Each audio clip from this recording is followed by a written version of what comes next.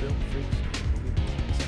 My name is Nolan Carr, and welcome to the go-to podcast for all things cinema. But before you can ask any questions, just sit back, relax, as I present to you a Strawlane Studio Productions Critiquing with Carr. And welcome back, ladies and gentlemen, to another great edition of the show here on Critiquing with Carr for Favorite Film Friday. As always, if you've enjoyed this week's edition of the show here on Critiquing with Carr, do us a favor by subscribing on YouTube, following us on the audio platforms, clicking a thumbs up or like button so you can tell us you enjoy these episodes, turning on post notifications so you can stay up to date on those platforms when new episodes release, as well as clicking on share out so you can help continue to the podcast or your friends and family. Also, if you want other ways of staying up to date with the show, do us a favor by following us on Instagram at Critiquing with Carr. I say all that because on this week's very interesting edition of Favorite Film Friday here on Critiquing with Carr, we're talking the classic Japanese film, High and Low. And with that being said, let's begin. This film was directed, co-written, and edited by Akira Kurosawa. The other co-screenwriters were Ryuzo Kikushima, Hideo Oguni, and Ejiro Hisaito. This movie was based off the book King's Ransom by Evan Turner. The movie was produced also by Ryuzo Kikushima and Tomoyumi Tanaka. The cast for this very good film was as follows: Toshiro Mifune, Tetsuya Nakati, Kyoko Kagawa, Tetsuya Mihashi, and Yutaka Sada. The co-cinematographers for this film were Asakazu Nakai and Takao Saito. The musical score for this film was done by Masaru Sato. The production companies for this film were Kurosawa Films and Toro. The distribution companies for this film were Toho, East West Classics, and Continental Distributing. This movie was released in Japan on March 1st of 1963. The runtime for this movie was 143 minutes. The budget was 230 million yen, and the box office grand total for this film was 460.2 million yen. The extremely short list of accolades for this film are as follows. At the Mainichi Film Awards, the movie was only nominated for Best Film as well as Akira Kurosawa, Hideo Oguni, Ejiro Hisaito, and Ryuzo Kikushima for Best Screenplay. And now it comes time for one of my two favorite parts, which is when I list off the top 10 highest-grossing films that year's release, being 1963's High and Low. Coming in 10th place on this list was Come Blow Your Horn. It was distributed by Paramount Pictures. Its worldwide gross was $12.7 million, and it stars Frank Sinatra, Lee J. Cobb, and Molly Picon. Coming in 9th place on this list was Move Over Darling. It was distributed by 20th Century Fox. Its worldwide gross was $12.71 million, and it stars Doris Day, James Garner, and Polly Bergen. Coming in 8th place on this list was Bye Bye Birdie. It was distributed by Columbia Pictures. Its worldwide gross was $13.1 million, and stars Janet Leigh, Dick Van Dyke, and Anne Margaret. Coming in 7th place on this list was Charade. It was distributed by Universal Pictures. Its worldwide gross was $13.4 million, and stars Cary Grant, Audrey Hepburn, and Walter Matthau. Coming in 6th place on this list was Tom Jones. It was distributed by United Artists. Its worldwide gross was $17.07 million, and stars Albert Finney, Susanna York, and Hugh Griffith. Coming in 5th place at the halfway mark on this list was Son of Flubber. It was distributed by Buena Vista Distribution. Its worldwide gross was $22.1 million. It stars Fred MacMurray, Nancy Olson, and Keen Wynn. Coming in 4th place on this list was Irma La Duce. It was distributed by United Artists. Its worldwide gross was $25.2 million. It stars Jack Lemmon and Shirley MacLaine. Coming in 3rd place on this list with the bronze medal was How the West Was Won. It was distributed by MGM Studios. Its worldwide gross was $50 million. It stars Carol Baker, Lee J. Cobb, and Henry Fonda. Coming in 2nd place with the silver medal on this list was Cleopatra. It was distributed by 20th Century Fox. Its worldwide gross was $57.8 million.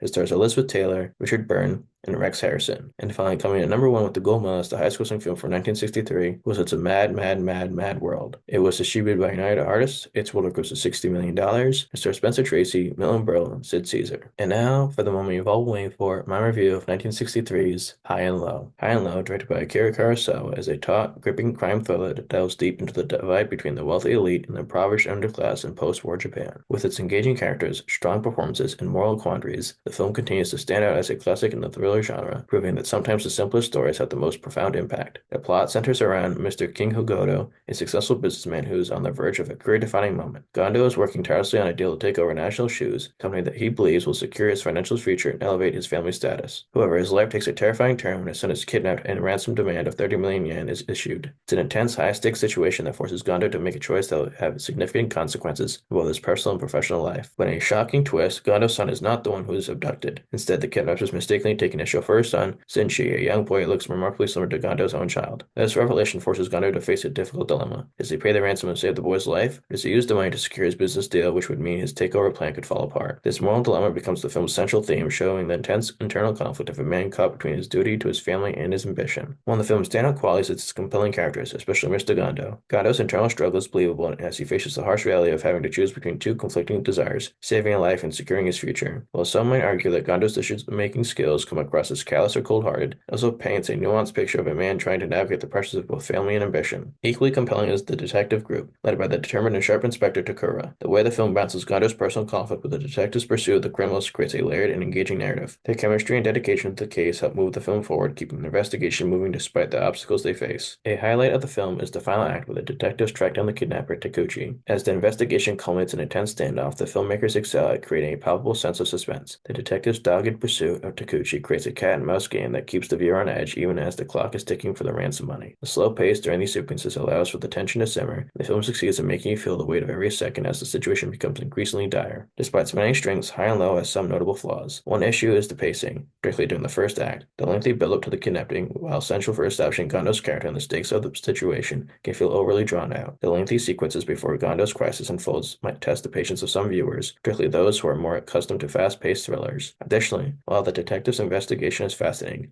some might argue that it drags on a little too long, giving the impression that the film could have been more concise. Lastly, the ending of the film, although satisfying in terms of plot resolution, lacks the emotional punch one might expect given the intense build-up. The final confrontation with Takuchi doesn't land as powerfully as anticipated, leaving the viewer with a sense of anticlimax. While the detective's pursuit of the kidnapper is riveting, the final scenes of Gando's interaction with Takuchi feel somewhat flat and don't fully deliver on the emotional stakes built up throughout the film.